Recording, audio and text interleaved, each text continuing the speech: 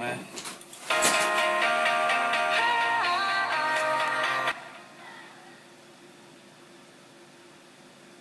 Alors, on est de retour à Sport et Score. On s'arrête quelques instants, le temps d'une petite pause publicitaire.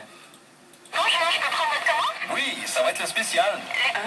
Radio Shawinigan. Vous écoutez Sport et Score. On est de retour à Sport et Score. On est de retour à Sport et Score édition week-end. On va poursuivre notre entretien avec Simon Bédard de Hockey, le magazine, le blog du Haut des Gradins. On va faire, comme on le fait chaque semaine, le profil d'un joueur des Estacades. Cette semaine, le gardien Samuel Montembeault, un gardien qui performe quand même assez bien là, pour le début de saison des Estacades. Simon, tu nous entends bien? Alors, Simon, tu nous as pas perdu, j'espère? Bonjour là, fidèle au poste. Parfait, Oui, excuse-moi. On parlait, Simon, de Samuel Montembeault, le profil du joueur de la semaine. Ouais, ben écoutez, je pense que c'est vraiment une très belle surprise là, pour l'équipe actuellement. On sait qu'au début de la saison, il y avait certains sceptiques à l'endroit de lui en raison de son jeune âge, entre autres. Surtout après le premier match de la saison où il avait concédé 7 buts au Forestier d'Avos. Mais écoutez, depuis la fin de ce match-là, à mes yeux, c'est un des meilleurs gardiens de but de la Ligue. C'est sûrement le meilleur deuxième portier aussi du circuit terrien. Et comme que je parlais hier avec l'entraîneur-chef, Frédéric Lavoie, ce qu'il pense, c'est qu'actuellement, Lavoie a autant confiance en Fortier qu'en Samuel. Et vraiment, il n'hésite jamais à envoyer n'importe qui face à n'importe quel club parce qu'il sait que son gardien de but va être capable d'offrir une très bonne performance. Il va donner une chance à son club dans le fond de gagner. Et actuellement, écoutez, Samuel Montembeault a déjà 5 départs en 10 matchs. Moyenne de but alloué de 2,37, pourcentage d'arrêt de 914. A quand même bloqué 127 des 139 rondelles auxquelles il a fait face depuis le début de l'année. Donc actuellement, il se situe au 6e rang des meilleurs gardiens de but de la Ligue. Donc pour donner une petite idée aux gens, dans le fond, là, Fortier actuellement campe au 9e rang. Donc l'Andéron joue là, en plus le même nombre de matchs. Donc c'est vraiment une très belle surprise de ce côté-là. À 155 livres, il n'est peut-être pas très frêle. Il est peut-être quand même frêle, il est peut-être pas très imposant. Mais je pense qu'à 6 pieds 2, là, c'est vraiment un gardien de but qui pourrait être intéressant pour plusieurs clubs du Nord au cours des prochaines années.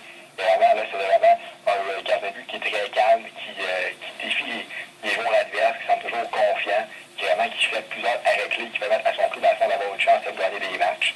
Donc, sans entrer vraiment dans le jeu des comparaisons, parce que j'aime pas trop ça, de ce que je me souviens beaucoup, là, j'ai beaucoup pensé à Antoine Bibeau, ancien gardien des Estacades et maintenant du Rocket, dont on va parler tantôt, là, Oui. même âge. Donc, un excellent prospect. C'est comme je les appelle souvent, la nouvelle génération des gardiens de but de 6 pieds 2. Donc, sûrement qu'avec l'âge, il va prendre du poids. Donc, ça va être un espoir à surveiller pour le prochain repêchage des Cadraques. On sait, chez les Cadraques, on a 3 gardiens de 18 ans. Donc, il faudra préparer la relève de ce côté-là. Donc, il pourrait être un joueur intéressant là, pour le prochain repêchage. On parlait d'Antoine Bibeau, il connaît un excellent début de saison. Je pense qu'il était invaincu en 4 départs, possède une des meilleures moyennes du circuit. Puis c'est un gardien, lui aussi, là, qui a un excellent gabarit. Ah, écoute, là, on va pas vraiment tracer là, le portrait de sa carrière parce que c'est très long. Là, Antoine a vraiment vécu beaucoup de choses difficiles au cours des derniers mois. Mais quand même, cette année, je pense qu'il prouve là, vraiment que c'est un gardien de but de premier plan avec certains déboires qu'il a connus l'année passée. Il y a plusieurs qui doutaient de lui, qui disaient finalement que ça pourrait être un certain talent gaspillé. Mais quand même, actuellement, là, je pense que si le Rocket occupe le 6e rang du classement là, général de la Ligue d'hockey junior du Québec, c'est grâce à lui. Parce que vraiment, Lagacé, qui était pourtant l'homme de confiance de Gary Dwyer l'année passée et en début de saison, est confiné au bout là, du banc pas mal souvent là, depuis les 5-6 dernières parties. Et vraiment, je pense qu'actuellement, il y a eu des excellentes stats. Donc, vraiment, on parle là, de 4 victoires, 5 avec celle d'hier en prolongation. Un jeu blanc face aux Sea Dogs le mercredi dernier. Moyenne de but alloué de 1,03. Pourcentage d'arrêt de 962. Donc, c'est vraiment excellent.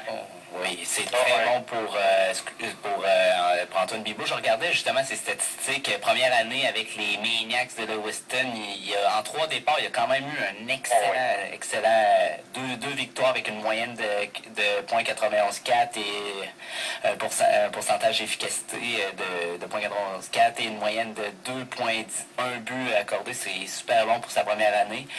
Et pour revenir à ses stats avec Pierre, c'est aussi son premier blanchissage qu'il a eu dans sa carrière.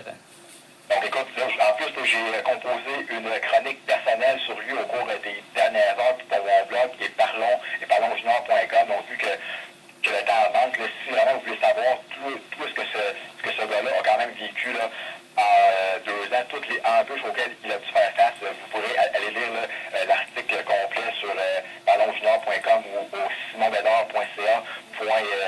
C'est vraiment quand on prend vraiment le temps de penser et de comprendre qu'est-ce qu'un gars de 17-18 ans a dû vivre et endurer pendant 1 an ou 2 même. C'est vraiment incroyable de voir à quel point il est fait fort mentalement et à quel point là, ce qui lui arrive actuellement, c'est vraiment le magique. Parce que si vraiment il y a un joueur qui mérite actuellement de connaître autant de succès que ça, c'est bien lui. Là.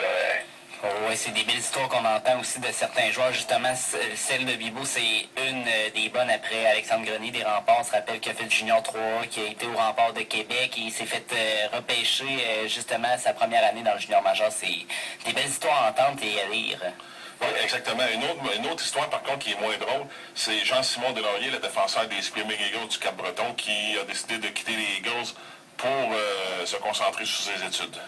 C'est décevant, c'est surprenant, parce que quand on pense que c'est un choix de première ronde, je pense que les Screaming Eagles vont avoir su qu'il aurait seulement toffé 44 parties en tout, avec une fiche là, de 7 points, je crois, 8 points, 1 but, 7 passes, et qu'il aurait eu une fiche là, de moins 22 en carrière junior. Je pense qu'il aurait, sans enlever là, rien au potentiel qu'il avait, les Screaming Eagles auraient sûrement été voir ailleurs, dans le fond.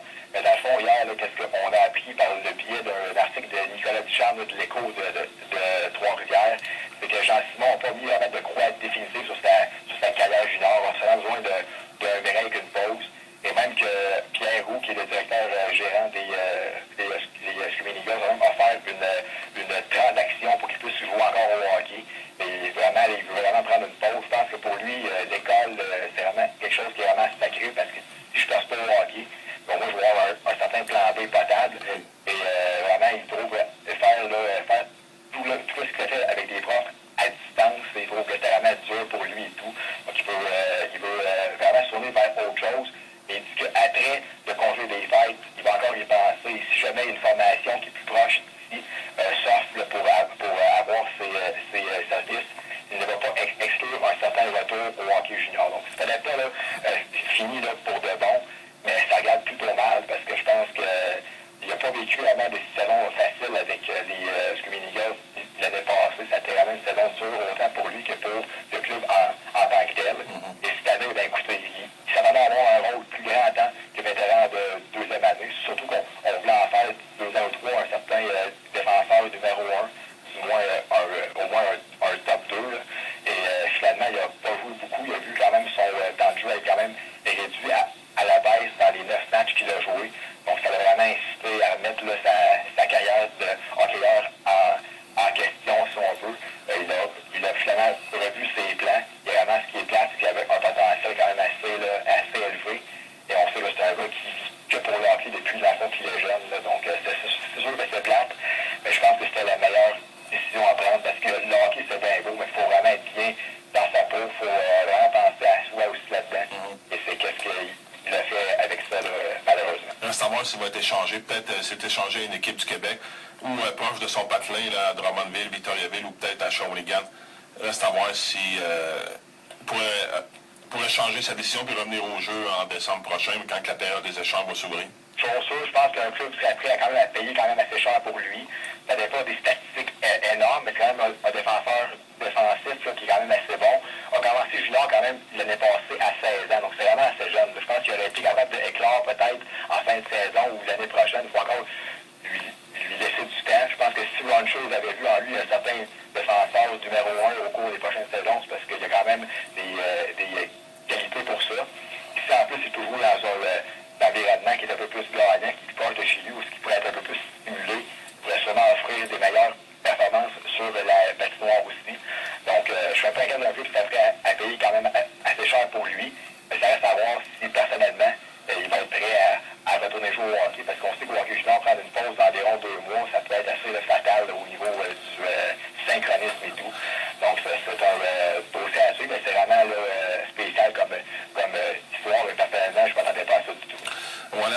hockey. Donc, ça va être un dossier à suivre en décembre si jamais les Screaming Eagles vont l'échanger. Donc, ça complète pour cette semaine. Simon, merci encore pour la chronique. On se reparle la semaine prochaine dans la chronique Duo des Gradins. Oui, les gars, merci beaucoup.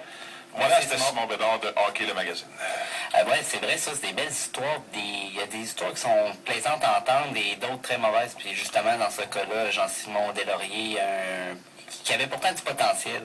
Oui, exactement. C'est un choix de première ronde. On a joué avec les Estacades de Trois-Rivières.